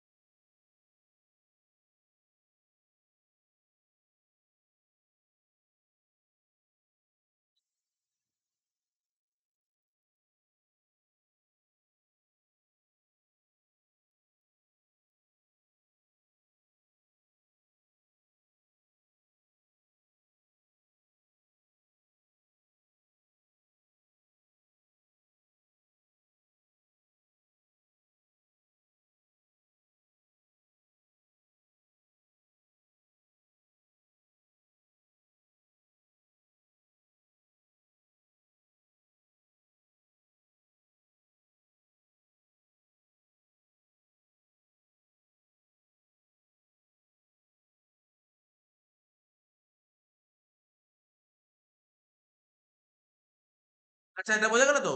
এবার দেখ ২৩ নম্বরে কি বলছে, এটা তো একদম সোজা জলের মতন কোশ্চেন, রিটার্ন ইনওয়ার্ড বুক এটা কি? Subsidiary book. আমরা পড়েছিলাম না সাবসিডি বুকে কতগুলো নাম করতাম, purchase day book, sale day book, মনে আছে তো? তারপর purchase return, sale return, sale রিটার্নটাই তো return inward. Return inward book হচ্ছে এক ধরনের সাবসিডি বুক, এটা কি? ট্রু। বলছে we get debit note for, debit note আমরা কেন, দেখ দুটো নোট হয়, একটা ডেবিট নোট হয় আর একটা ক্রেডিট নোট হয়। একটা ডেবিট নোট হয় আর একটা ক্রেডিট নোট হয়। ডেবিট নোট কেন আমরা করি? ডেবিট নোট মানে কি আর ক্রেডিট নোট মানে কি? ধর আমরা যদি কারোর থেকে ধারে গুডস কিনি, আজকে যদি আমি কারোর থেকে ধারে গুডস কিনি, গুডস খারাপ হলে তাকে ফেরত দেবো? আজকে তো তোর থেকে আমি ধারে গুডস কিনলাম, গুডস খারাপ হলে তোকে গুডস গুলো ফেরত দেবো? ফেরত দেওয়ার সঙ্গে সঙ্গে কারণ বলতে হবে কেন তোকে গুডস গুলো ফেরত দিলি। কারণটা একটা নোটে লিখে পাঠাতে হবে, এই নোটটাকে বলে ডেবিট নোট। বোঝা গেল হোয়াট ইজ ডেবিট নোট? তাহলে তাহলে তোর রিটার্ন আউটওয়ার্ড এর ক্ষেত্রে ডেবিট নোট ইউজ করা হয়, তাহলে সেল রিটার্নের ক্ষেত্রে কি ইউজ করা হয়? Credit note. পারচেজ রিটার্নে ডেবিট নোট, সেল রিটার্নে ক্রেডিট। তার মানে এইগুলো মনে রাখতে হবে তো। ২৫ এরটা রিটার্ন, ওটা তো বলে দিলাম। Which of the following system is authenticated by court of law? Court law law law কোন অ্যাকাউন্টটাকে পারমিশন দেয়? সিঙ্গেল এন্ট্রিকে না ডবল এন্ট্রি? ডবল এন্ট্রিকে পারমিশন দেয়। কারেক্ট অ্যান্সার হবে double entry. Which type of sales are recorded in sale day book? Sale ডেবুকে আমরা কোন এন্ট্রি রেকর্ড করি? ধারে গুডস কিনলে, সরি ধারে গুডস বেচলে, তাহলে কি হবে? ক্রেডিট সেল অফ মার্চেন্ডাইজ, এটা হবে অ্যান্সার। ঠিক আছে, 27 একটা অঙ্ক দিয়েছি, খুব সুন্দর অঙ্ক, পাতি অঙ্ক দিয়েছে। পড়া নেই, হ্যাঁ হ্যাঁ, পড়া নেই। না না করা নেই, বলে দিচ্ছি অ্যান্সারটা লিখে নিতে হবে। হ্যাঁ, এটা বলতে হবে কি বলতে, আমরা রেক্টিফিকেশন অফ এরর্স করেছিলাম না, মনে পড়ে?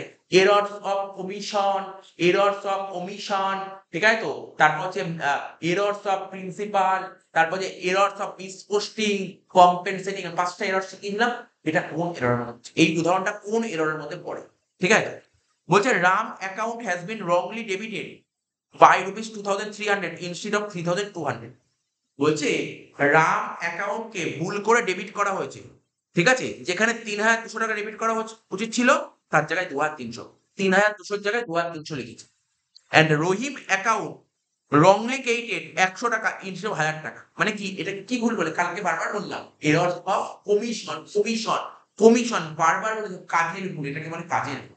টাকা ভুল লিখলে তাকে বলে কাজের এরর অফ কমিশন। হয়ে গেল সব।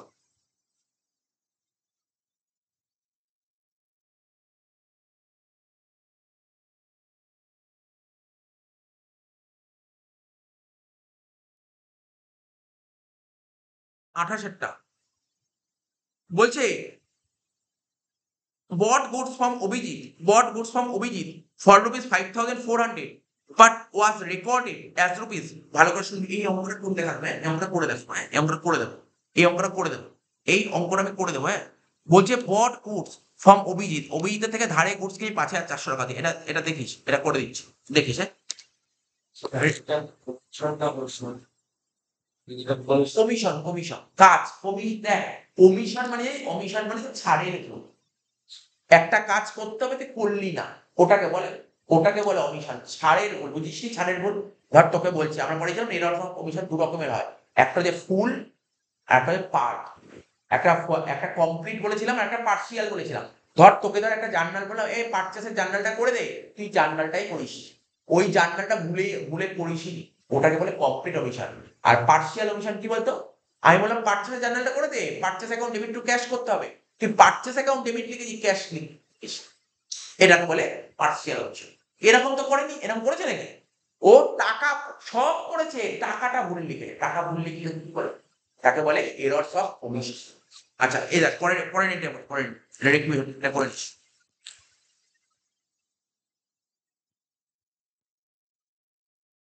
ভালো করে বুঝবি, রেক্টিফিকেশন অঙ্ক। বলছে বট গুডস ফ্রম অভিজিতের থেকে ধারে গুডস কিনেছি 5,400 টাকা দিয়ে। অভিজিতের থেকে ধারে গুডস কিনেছি 5,400 টাকা দিয়ে, তাহলে জার্নাল কি হবে? অভিজিতের গুডস কিনলে জার্নাল কি হয়? তাহলে পারচেসেস অ্যাকাউন্ট ডেবিট, আর এখানে লিখবো অভিজিৎ অ্যাকাউন্ট ক্রেডিট। কি লিখলাম? পারচেস অ্যাকাউন্ট ডেবিট, আর এখানে লিখবো অভিজিৎ অ্যাকাউন্ট।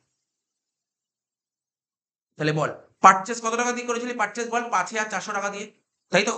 নর্মাল জিনিস, 5,400, 5,400, ঠিক আছে, এটা অরিজিনাল, শিখিয়েছিলাম তো। দেখতে পাচ্ছিস তো নাকি দেখতে পাচ্ছিস? জয়েন করে না, অসুবিধা দেখতে অসুবিধা।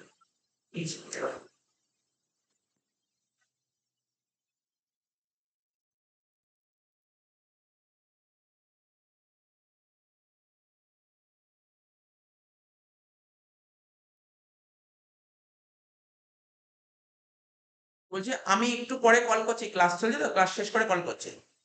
হ্যাঁ হ্যাঁ।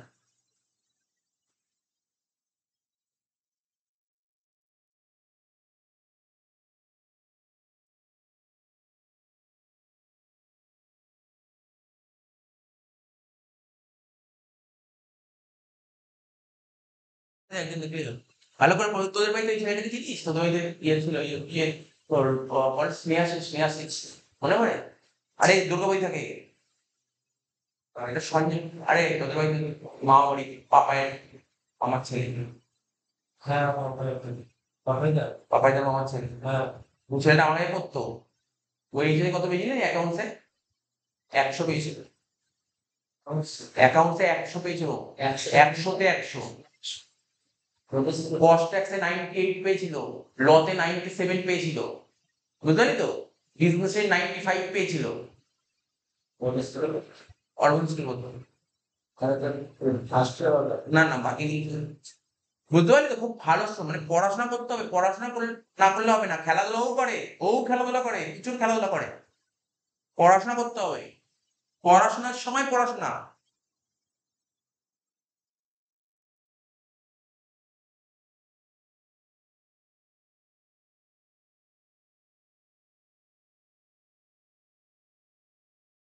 আচ্ছা যেটা বলছিলাম শোন, এবার দেখ কি বলেছে, এত অব্দি হলো। বলছে বাট ওয়াজ রেকর্ডেড 4500, ভুল করে রেকর্ড করেছিস 4500 to the debit of Abhijit. Abhijit অ্যাকাউন্টকে ভুল করে ডেবিট করেছিস 4500।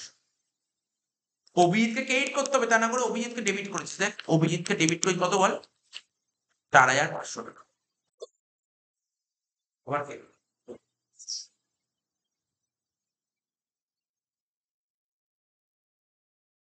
আর পারচেসে ভুলটা কি করে দেখ, শোন এই ভালো করে এই ভুলটা দেখ, এই দেখ এই দেখ দেখ আমি তোকে দেখাচ্ছি, দেখ এই দিক করে দেখাচ্ছি, এই দেখ ভুলটা কোথায় হয়েছিস তো, দেখ কি করতে হবে, অভিজিৎকে ক্রেডিট করতে হবে, তা না করে অভিজিৎকে কি করেছিস ডেবিট ক্রেডিট। অভিজিৎকে ক্রেডিট করতে হবে,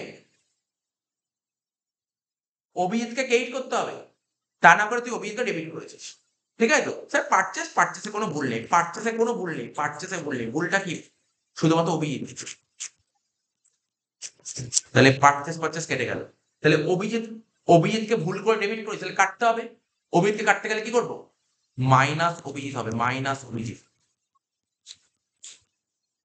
4500 টাকা। আর এখানে কি হবে, প্লাস অভিজিৎ 5400 টাকা। তাহলে বুঝতে পারছিস তো, ডেবিটকে মাইনাস করতে গেলে কি করতে হয়, ডেবিটকে মাইনাস করতে গেলে ক্রেডিট। তাহলে অভিজিৎ হবে ক্রেডিট,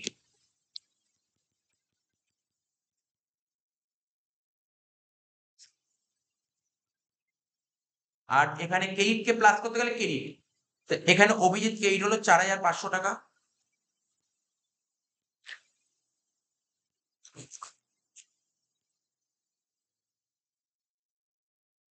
লিখছি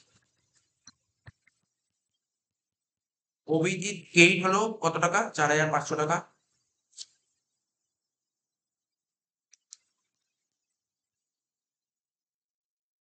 আর এদিকে ক্রেডিটকে এখানে কি লেখা আছে, ক্রেডিটকে প্লাস করতে গেলে কেইটি করতে হবে, ক্রেডিটকে বাড়াতে গেলে কেইটি করতে হবে। তাহলে কেইট কত হবে, আবার অভিজিৎ কেইট কত হবে, 5400 টাকা। টোটাল অ্যান্সার কত হবে, 9900 টাকা।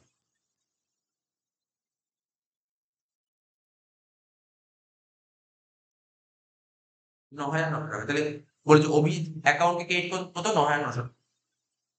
অভিজিৎ অ্যাকাউন্টকে ক্রেডিট করবো কত, 9900 টাকা। তাহলে দেখ এখানে বলছে অভিজিৎ অ্যাকাউন্টকে ক্রেডিট করবো কত, 900 টাকা, না না 400 টাকা, 540, না না 450, না না না দিস হবে অ্যান্সার, মানে ন, এই অপশনটা দেয়নি, না না দিস। বুঝতে পারলি তো?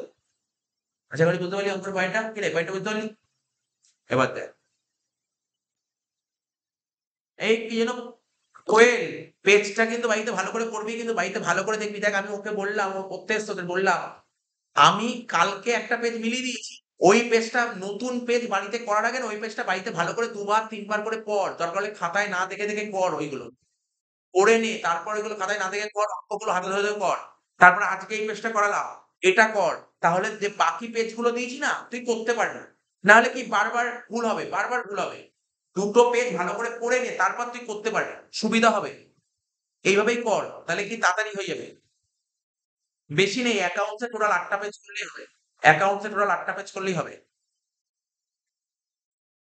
আচ্ছা দেখ এবার পরের কোশ্চেনটা কি বলে, জেনারেল রিজার্ভ ইজ ক্রিয়েটেড, এই সরি এখানে ক্রিয়েটেড না, ভুল লেখা আছে, ক্রিয়েটেড হবে, এটা না ক্রিয়েটেড হবে, এটা ভুল লেখা আছে, ক্রিয়েটেড হবে, তো ভুল লেখা আছে ক্রিয়েটেড।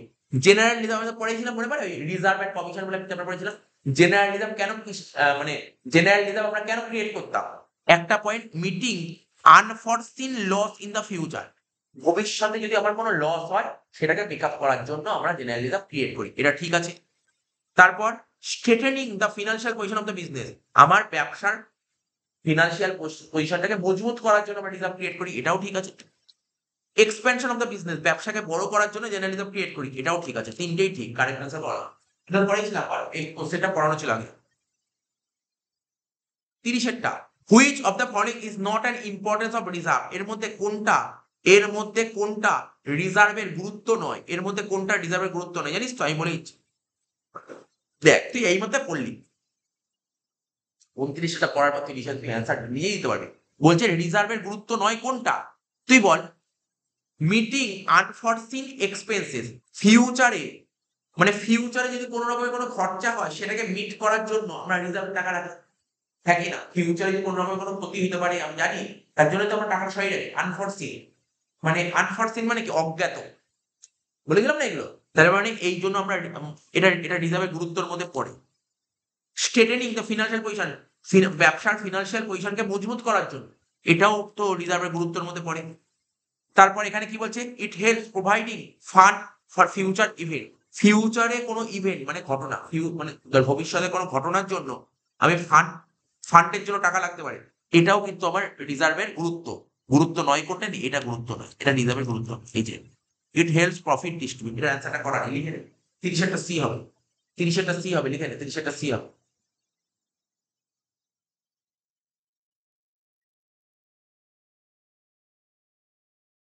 হলো 31টা profit on sale of fixed asset. ধর আজকে ধর তোর বাড়ি আছে, তুই বাড়িটা তোর বাড়িটা বেচে দিলি। সাপোজ বাড়িটা বেচে দিলি, বাড়ি বেচে দিয়ে নতুন ফ্ল্যাট কিনে ঠিক করেছিস। আজকে তোর বাড়িটা বেচে দিলি, বাড়িটা বেচে দিয়ে ধর 5 লাখ টাকা লাভ হলো, বাড়ি বেচে 5 লাখ টাকা লাভ, বুঝতে পারছিস? আজকে তোর বাড়ির ভ্যালুয়েশন তো 30 লাখ টাকা, তুই বাড়িটা 35 লাখ টাকায় বেচছিস, তাহলে তোর বাড়িটার কত টাকা লাভ হলো? 5 লাখ টাকা, বাড়ি কিনে 5 লাখ টাকা লাভ হলো। বলছে বাড়ি বেচে যদি লাভ হয় ওইটা আমরা কোন অ্যাকাউন্টে ট্রান্সফার করি? Capital reserve. কোথায়? ক্যাপিটাল রিজার্ভে ট্রান্সফার করি। বাড়ি বেচে লাভ হলে কোন অ্যাকাউন্ট ট্রান্সফার করি? Capital reserve. লেখাই আছে, কি আছে? ট্রু হয়ে গেল। 32 আমরা পড়েছিলাম, আমরা জানি, আমরা বলেছিলাম এক ধরনের রিজার্ভ আছে যেটা ব্যালেন্স শিটে দেখায় না। ব্যালেন্স শিটে কোন রিজার্ভ দেখায় না? সিক্রেট। ঠিক আছে, সিক্রেট রিজার্ভ ব্যালেন্স শিটে দেখায় না। কোন রিজার্ভ ব্যালেন্স শিটে দেখায় না? সিক্রেট রিজার্ভ ব্যালেন্স শিটে দেখায় না, বলছে does not disclose. 33 profit on purchase of running business. ধর আজকে ধর আমার পাড়ায় ধর একটা দোকান আছে। রানিং দোকান মানে বুঝিস? রানিং দোকান মানে কি? যে দোকান চলছে, কন্টিনিউ চলছে, ওই দোকানটা আমার নজর পড়ছে, দোকানটা কিনে নিলাম, ওই দোকানটা আমি কিনে নিলাম। আমি বললাম না প্রফিট লস পরের কথা, আমি বললাম তোমার দোকানের ভ্যালু কত? তোমার দোকানটা কিনতে চাই। আমি বললাম তোমার দোকান কিনতে চাই, তখন ও বললো না আমি বেচবো না। ও বলতে পারে আমি বেচবো না। এখন ধর এখন ধর আমি বললাম বেচবে না মানে তোমার দোকানের ভ্যালু কত? দোকানের ভ্যালু 5 লাখ টাকা, আমি তোকে 8 লাখ টাকা দেবো। আমি তোমাকে 8 লাখ টাকা দেবো, দোকানটা বেচে দাও। এইভাবে বড় বড় বিজনেসম্যানরা এটাই করে, যারা বড় বড় বিজনেস করে এটাই করে। এটা নিতাই সুইটস, ও ধরো চাইলে পাশে অভিনন্দন মিষ্টির দোকান আছে, বললো মিষ্টির দোকান ভ্যালু কত? ও বললো 2 লাখ টাকা। ও বলছে আমি তোমার কিনতে চাই, দাও বেচে দাও। বলছে না বেচবো না। বলছে বেচবো না, আমি বললাম 30 টাকা, বলে 30 টাকা বেচবো না। 40 দেবো। ওরা 40 দেবো, বলে বেচবো না। ওরা 50 দেবো, ঠিক আছে যাও, টাকার কাছে সব শেষ হয়ে যাবে, টাকা দিলেই শেষ হয়ে যাবে। কত দেবো? যদি না করে 1 কোটি বিক্রি করে দিই। ও চাইছে ওর এরিয়ায় মিষ্টির দোকানেও না থাকে। ও চাইছে, নিতাইদা সামন চাইছে আমার আশেপাশে যদি মিষ্টির দোকানই না থাকে, সব মিষ্টি আমার দোকান দিয়ে কিনবি, আমি টাকা তুলে নেবো। আমি তো টাকা তুলে নেবো, সব মিষ্টি তো আমার দোকান দিয়ে কিনবে। জিনিসটি গল্পটা কি বলবো? এটা হচ্ছে তখন একতরফা হয়ে যাবে, তখন ওই জিনিসের দামও বাড়াতে পারে, কোনো রকম বলতে পারে সিম্পল ব্যাপার। বুঝতে পারলি তো? আজকে ধর আমার পাড়ায়, আমি কথা বলছি, আমার পাড়ায় মিষ্টির দোকান একটাই আছে, ঠিক আছে? তুই বাইরে দিয়ে কিনতে পারিস, কিন্তু আর্জেন্ট হলে তুই পাড়া দিয়ে কিনিস। তুই পাড়া দিয়ে কেউ মিষ্টি কিনছে না, প্রচুর লোক কিনছে। তো বুঝতে পারছিস তো? আমি যদি একটা তুলি তাহলে ওর লস হবে। অফকোর্স লস হবে। আরে আজকে যদি ও যতটা সেল করতো, ও যদি আজকে যদি 100 জন লোককে বিক্রি করতে পারে, এখন যদি দোকান খুলি অ্যাটলিস্ট 20-30 জন লোক কমবে কি কমবে? 20-30 জন লোক কমবে, ঠিক আছে তো? আচ্ছা যাই হোক, তাহলে কি বললাম? আমি যেটা বললাম, তার পাড়ায় একটা দোকান, ও বললো 5 লাখ টাকা দোকানের দাম, ঠিক আছে? দোকানের দাম 5 লাখ টাকা। এইবার ইন কেস ওদের দোকানটা রানিং বিজনেস চালাতে পারছে না, শুনিস তো? ও দোকান শুনছিস তো, চালাতে পারছে না। ও ও আর চালাতে পারছে না, দোকান ঠিকঠাক চালাতে পারছে না। আমি নজর পড়েছে ওর দোকানে, আমি তোমার দোকানটা কিনতে চাই, কত টাকায় বেচবে? ও চাইছে কোনো একটা লোক আমার দোকান কিনে এলেই আমি খুশি। ও বললো আমি 3 লাখ টাকা বেচে দিতে রাজি। তোর 5 লাখ টাকার দোকানটা আমি গেলাম, আমি কিনতে যাই তোমার দোকানটা, কত টাকায় বিক্রি হলো? বলছে 3 লাখ টাকা পেলেই বেচে দেবো। বাহ, 5 লাখ টাকা তখন 3 লাখ টাকা বেনিফিট দেবো, তাহলে আমার কি হয়ে গেল? আমার 2 লাখ টাকা লাভ হলো, আমার লাভ হলো, আমার লাভ। আমার লস হতে পারে, আমার লাভ হতে পারে। আমার লাভ হলে তাকে বলে ক্যাপিটাল রিজার্ভ, আমার লস হলে গুডউইল। দেখ তো এখানে কোশ্চেনে কি হয়, লাভ না লস? লাভ না লস? কি বলেছে? লাভ হলে কোথায় যাবে? Capital reserve. লাভ হলে ক্যাপিটাল রিজার্ভ, লস হলে গুডউইল। সিম্পল বুঝতে হবে তোকে ব্যাপারগুলো। তো বোঝার ব্যাপার। আজকে আমি এটা লাভ করালাম, কালকে দেখবি আরেকটা ব্যাপার করাবো, ওখানে লস লেগেছে। আজ তুই মুখস্থ করে গেলি, ব্যাস গল্প হয়ে গেল ওখানে। আমার প্রশ্ন এটাই, মুখস্থ করা যাবে না। মানে হয়তো দিতে পারে লাভ লস আছে মানে লাভ হয়ে যাবে, লস হয়ে গেল। ইন কেস এমনও দিয়ে দিল, আমি যদি তোকে টাকার অ্যামাউন্ট বললাম, ও এইসব না বলে টাকার অ্যামাউন্ট দিয়ে দিল, টাকার অ্যামাউন্টই দিয়ে দিল, টাকার অ্যামাউন্টই দিল। আচ্ছা, pick the odd one out. ওই একই কথা, অড ওয়ান কোনটা? মানে দেখ, ব্যাংক লোন, ক্রেডিটার্স আর বিলস পেবল তিনটে একই ধরনের হচ্ছে। কারণ দেখ, bank loan liability, creditors liability, আবার বিল পেবল লাইবিলিটি। কিন্তু ক্যাশ অ্যাট ব্যাংক, এটা কি লাইবিলিটি? ব্যাংক কি লাইবিলিটি? Bank asset. তার মানে এটা হচ্ছে অড ওয়ান, এটা হবে বি হবে।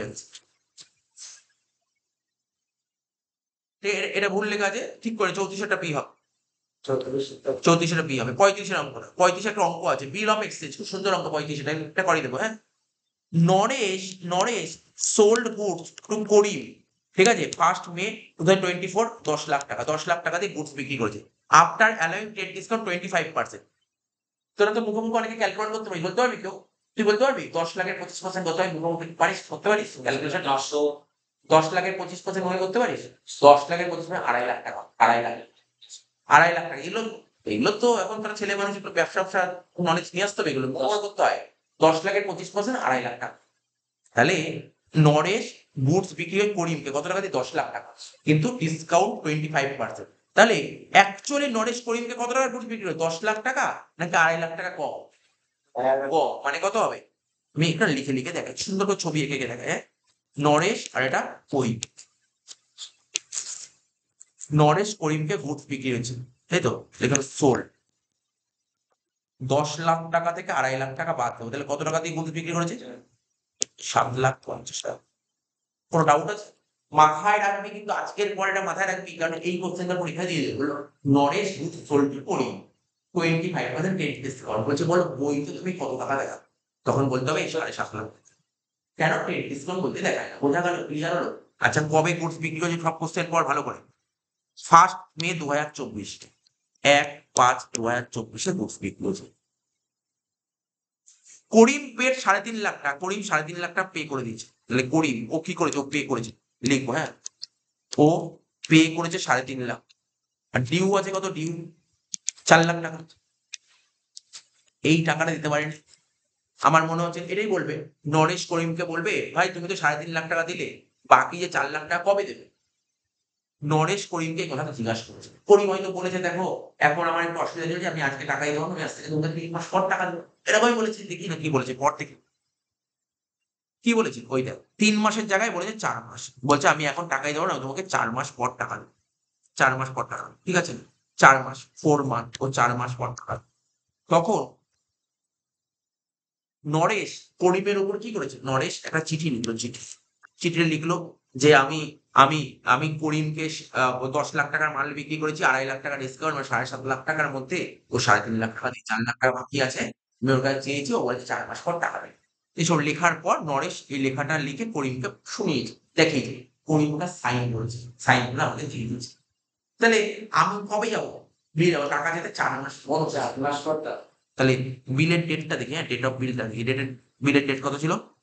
1/5/24, 4 মাস, 3 দিন ম্যাচুরিটি ডেট। তাহলে কত হবে?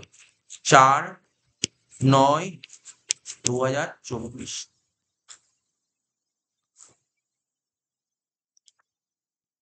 তাই তো? এটা হচ্ছে ডেট, 4 সেপ্টেম্বর 2024। দেখি আমি এবার পড়ি, বোঝা গেল তো? On 1 July 2024 Naresh discounted the bill with the bank. এবার দেখ, নরেশের টাকার দরকার হচ্ছে কবে? 1 জুলাই। নরেশের টাকার দরকার হবে 1 জুলাই, টাকার দরকার হচ্ছে। তার মানে তাহলে নরেশের কাছে বিলটা কত পাঁচ ছিল?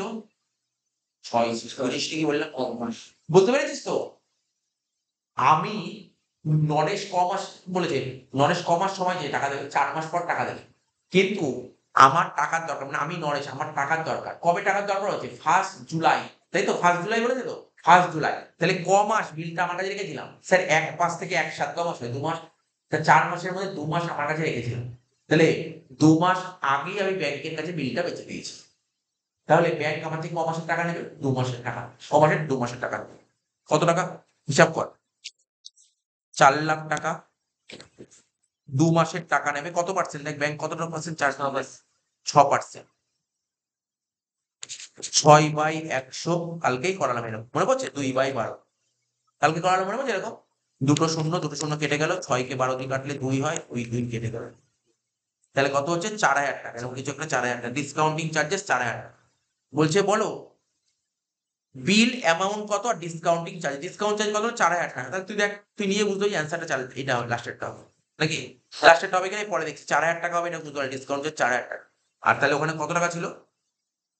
সঞ্চয় টাকা ৪,০০,০০০। ৪,০০,০০০ থেকে ৪,০০০ টাকা বাদ দিলে কত হবে? ৩,৯৬,০০০। এখানে দেয়নি অপশনটা। ৩,৯৬,০০০ আর ৪,০০০। এখানে অপশন দেয়নি। এখানে অ্যান্সারটা হবে আবার তাই তো?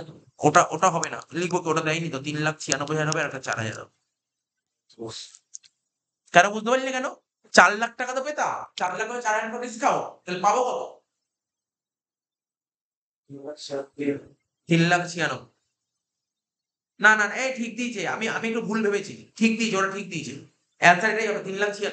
না, অ্যাকচুয়ালি ৩,৯৬,০০০ আমি এটা বের করলাম, এটা বের করতে বলে। মানে ৩,৯৬,০০০ মানে কি? নরেশ ব্যাংকের থেকে ৩,৯৬,০০০ পাবে। নরেশ ব্যাংকের থেকে ৩,৯৬,০০০ পাবে। এটা বের করতে পারে। বলেছে বিলের টাকাটা কত? বিল হচ্ছে ৪,০০,০০০ টাকা। আর ডিসকাউন্ট ৪,০০০ টাকা। ঠিক আছে তো? আমাকে যদি বলতো তো নরেশ কত টাকা পাবে তখন ৩,৯৬,০০০। এটা ঠিকই আছে অ্যান্সার। আচ্ছা বোঝা গেল তাহলে এটা? এই যে তুই কিছুক্ষণ আগে পড়াচ্ছিলাম মনে পড়ে কন্টিনজেন্ট লায়াবিলিটি কাকে বলে? যেই লায়াবিলিটি ফিউচারে ক্রিয়েট হতে পারে। এই দেখ এটা বলে ৩৬ নম্বরে ড্যাশ আর প্রবাবেল লায়াবিলিটি, প্রবাবেল বলেছে মানে সম্ভাবনা আছে লায়াবিলিটি হতে পারে। ঠিক আছে? Which are dependent and on happening of a certain, ফিউচারে এমন কোন ঘটনা ঘটলে লায়াবিলিটি ক্রিয়েট হতে পারে। এরকম কিছু ঘটনা ঘটবে তাকে বলে কন্টিনজেন্ট লায়াবিলিটি। ঠিক আছে? ৩৭। ৩৭ তো একদম পাতি অঙ্ক, পাতি অঙ্ক দেখ। ৩৭ অঙ্কটা একদম পাতি অঙ্ক। এদিকে শোন 37। 37 টা কি করতে বের করতে হবে জানিস তো? ম্যাচুরিটি। শোন ডিউ ডেট বের করতে হবে। বিলের তারিখ কি দিয়েছে? বিলের তারিখ ১২ই এপ্রিল। মুখে মুখে বল ১২ই এপ্রিল বিলের তারিখ। ক মাসের বিল বলেছে? ক মাসের? ক মাসের বিল? ৪ মাসের। বল ১২ই এপ্রিল থেকে ৪ মাস কত হয়? এপ্রিল মানে ৪, আরো ৪ মাস মানে ৮, ১২ই আগস্ট, আরো ৩ দিন মানে ১৫ই আগস্ট। ১৫ই আগস্ট তো হলিডে, ছুটির দিন। এর আগে তাহলে একদিন আগে কত হবে অ্যান্সার? ১৪। আচ্ছা আচ্ছা ১৪ই আগস্ট। আচ্ছা ৩৮ নম্বর অঙ্কটা কি বলে দেয়? বলছে এ তো একদম সোজা, এইমাত্র করলি। আর বিল ২,০০,০০০ টাকার বিল ড্র করা হয়েছে ৭ তারিখে। ঠিক আছে? বিল পেমেন্টের ডেট হচ্ছে ১০/৪। ঠিক আছে? আর বিলটা ব্যাংকের কাছে বেঁচে দিচ্ছিস কবে? ১০/২ এ। তার মানে কি? তুই টাকাটা পাবি কত? এই ১ থেকে ৪। ১ থেকে ৪ ৩ মাস। ৩ মাস পর তুই টাকাটা পাবি। কিন্তু ব্যাংকের কাছে তুই ১ মাস পর বেঁচে দিয়েছিস। তাহলে ব্যাংক তোর থেকে ক মাসের ডিসকাউন্ট নেবে? ২ মাস। ২ মাস। তাহলে অ্যান্সারটা কর এখানে। কত হবে? ২,০০,০০০ টাকা। লেখ ২,০০,০০০ ইন্টু ১২% ২/১২। ২,০০,০০০ into ১২% into 25। ১২ কেটে দাও। ২ শূন্য ২ শূন্য কেটে দাও। তাহলে কত হয়? ৪,০০০ টাকা অ্যান্সার। তাহলে কত হবে অ্যান্সার? ৪,০০০ টাকা। ৩৮ এটা করলাম তো? হ্যাঁ। লিখে দে ৩৮ অ্যান্সার হবে ৪,০০০। সোজা কোশ্চেন আছে দেখ। আর কোনো অঙ্ক নেই। এখনই হয়ে যাবে। শেষ। আর ২.৫ মিনিট লাগবে। ২ থেকে ২.৫ মিনিটে শেষ হয়ে যাবে। ৩৯ বলছে আ বিজনেস পারচেজ গুডস 2,০০,০০০ টাকা। একটা বিজনেস ২,০০,০০০ টাকার গুডস কিনেছে। ঠিক আছে? সোল্ড 75%। ২,০০,০০০ টাকার গুডস কিনে ৭৫% গুডস বিক্রি করে দিয়েছে। তাহলে কত টাকা গুডস পড়ে আছে আর? 25%। ২,০০,০০০ টাকার গুডস কিনে ৭৫% বিক্রি করেছে। আর কত পার্সেন্ট গুডস পড়ে আছে? 25% গুডস পড়ে আছে। ঠিক আছে তো? মার্কেট ভ্যালু বলেছে এই বুকসের ৪৩,০০০ টাকা। তার মানে এটা হলো এই দেখ লিখবো এখানে ২,০০,০০০ এর 25% কত হয় জানিস? ৫০,০০০ টাকা। ২,০০,০০০ এর 25% কত হয়? ৫০,০০০ টাকা। ২৫%। আর এখানে বলেছে ৪৩,০০০ টাকা। এটাকে বলে কস্ট প্রাইস আর এটাকে বলে মার্কেট প্রাইস। কি বলেছে? অ্যাকাউন্টেন্ট ভ্যালুড স্টক কস্টে করবে। Identify the concept higher in this case. মানে আমাদের কোম্পানি যে অ্যাকাউন্টেন্ট, ভালো করে শুনবি, আজকে আমি 2 লাখ টাকার গুডস কিনে 75% গুডস বিক্রি করে দিয়েছি। তাহলে আমার গোডাউনে কত টাকার গুডস পড়ে আছে? Cost price. আর মার্কেটে ওই গুডসের দাম 43,000 টাকা। অ্যাকাউন্টেন্ট কি করেছে জানিস? ও স্টক কত টাকা দেখিয়েছে? ও স্টক 50,000 টাকা দেখাচ্ছে। এটা ঠিক করবে, ভুল কাজ করেছে, উচিতই নয় এটা করা। নিয়ম কি পড়েছিলাম? অ্যাকাউন্টিং স্ট্যান্ডার্ড করতে কি বলেছে? কস্ট প্রাইস আর market price whichever is lower, তাই তো? কস্ট আর মার্কেট যেটা ছোট, ছোট কোনটা? 43। মার্কেট প্রাইস দেখানো উচিত ছিল, কিন্তু কস্ট প্রাইস দেখেছে। কি করে ভুল করেছে? তাই কেন? কারণটা কি? কস্ট প্রাইস আর market price whichever is lower, এটা তো correct. Last question. Arun receive an advance from a customer. Arun customer থেকে অ্যাডভান্স পাচ্ছে, which is not taken as income. আজকে ধর আমি কারো থেকে অ্যাডভান্স টাকা, আমি কোনো স্টুডেন্টের থেকে টিউশন ফিজের টাকাটা অ্যাডভান্স পেলাম, এটা আমার ইনকাম না। কেন স্যার ইনকাম না? আসলে আমি পড়াইনি, পড়ালে ইনকাম হবে। ঠিক আছে? অর সেলস বাই হিম, বা ধর আমি তো দোকান খুলেছি, কোনো কাস্টমার আমাকে অ্যাডভান্স টাকা দিলে, মালই বেচি, মালই দিই, তাহলে আমার কি করে ইনকাম হবে? ইনকাম না। বলছে identify the concept violate in this case. এখানে কোন কনসেপ্ট ভায়োলেট হচ্ছে? Accrual concept. এখানে কোন কনসেপ্ট ভায়োলেট হচ্ছে বল? Accrual concept. কোন কনসেপ্ট? Accrual concept. শেষ হয়ে গেল। এখানে অ্যাক্রুয়াল কনসেপ্ট ভায়োলেট হচ্ছে। তাহলে আমি এই সেটটা করাই ভালো করে ফেলতে